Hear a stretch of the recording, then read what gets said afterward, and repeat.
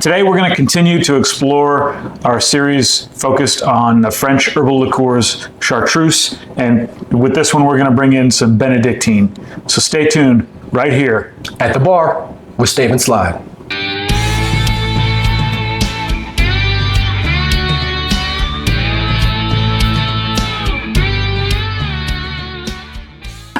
Welcome back to At the Bar with Stave and Slide. I'm Corey. I'm Dan. And today we're going to bring you another in the series where we explore the French herbal liqueurs.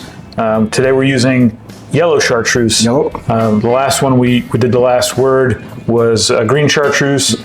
The Yellow Chartreuse, I have it here, is 86 proof. Mm-hmm. It's a little less herbal, a little lighter, a little sweeter, kind of a more of a like a honey note, I think, to it than the green. Sure. Yeah.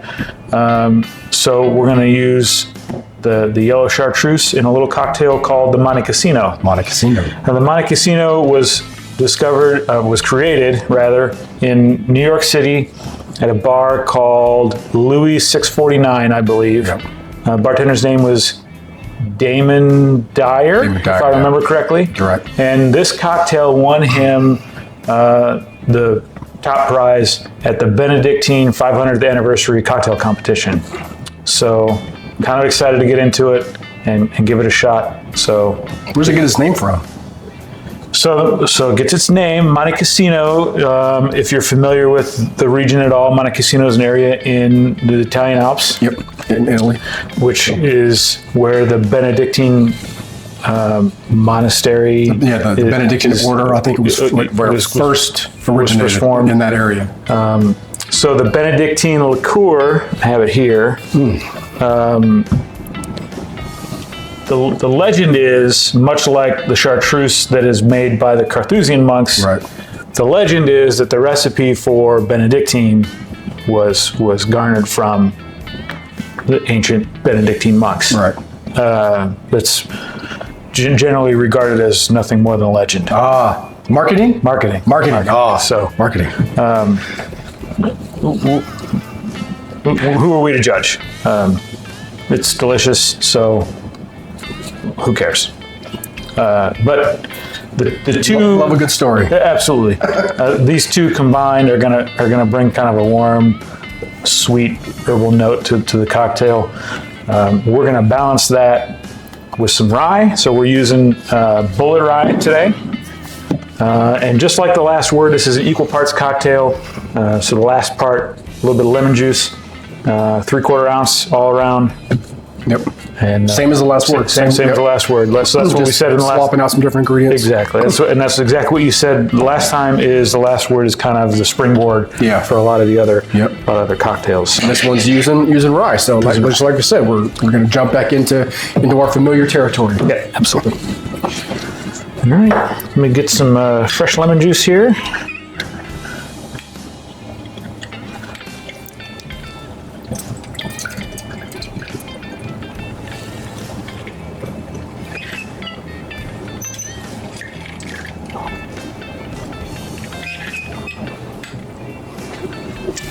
That one was a little small. Just gonna hit up this second one.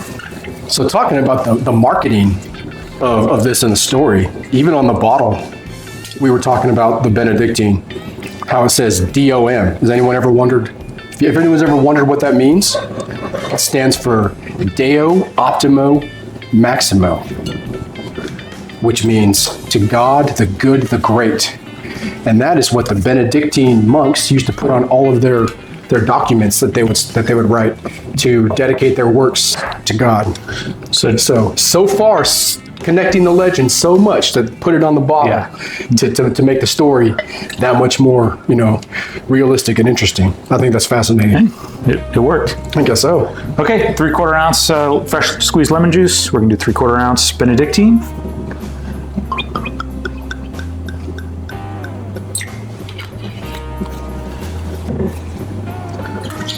Forgot to grab my shaker and it was tucked way back underneath. 3/4 ounce Yellow Chartreuse.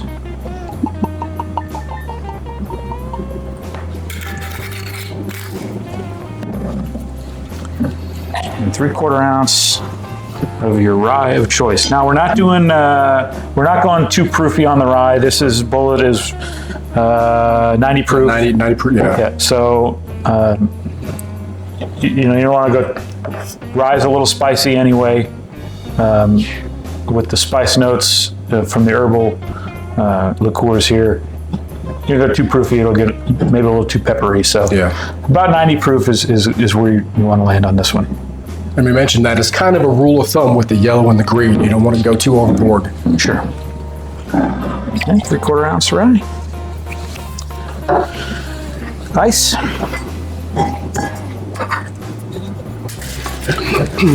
right, ice.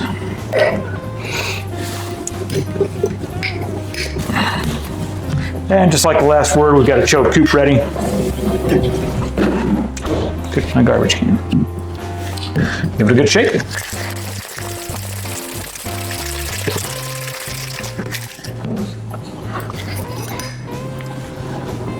Yeah, straight into the glass.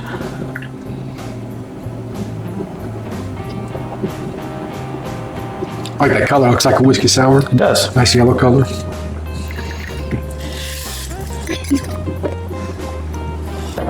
We'll give this a little, like pre-cut lemon peel here. We'll give it a little twist over the top. Just float it in there. Okay. And that is the Monte Cassino. All right. There you go, sir. Let's give that a shot. Get these out of your way.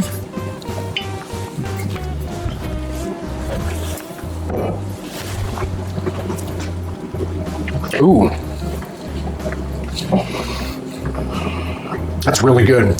The citrus, the sweetness there, but initially you get a shot that's almost like a licorice boost initially, but that's really good and balanced. That's delicious. Yeah. And different from the last word. Yeah. Would you say it rests more on the honey note than? I get it for sure. Yeah. Yeah. Yeah, I get more of that honey sweetness that's just kind of is hanging out there. It's lingering, and I get a little more of like a richness from the rye too that's in there, and that's really good. Yeah, great. Because you dial the herbalness back from taking the gin away, but you add some of that with the Benedictine, but then you really balance it out with the rye, and I think that's fantastic. Yeah, and the Benedictine has a little sweetness of its own, but it's not. It's a different sweetness than the yellow chartreuse. Like you said, the yellow chartreuse is more of a honey kind of a note to the sweetness, and the Benedictine is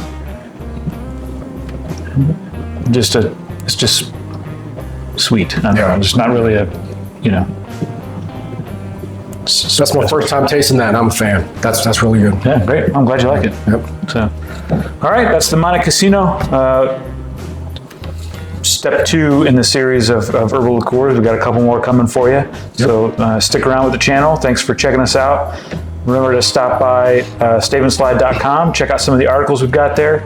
And we have some things in the works to bring you some more blues content, some not necessarily reaction videos, but we're going to share some videos just from an educational standpoint to talk about the history of blues and where blues is today. So absolutely. Looking forward to that.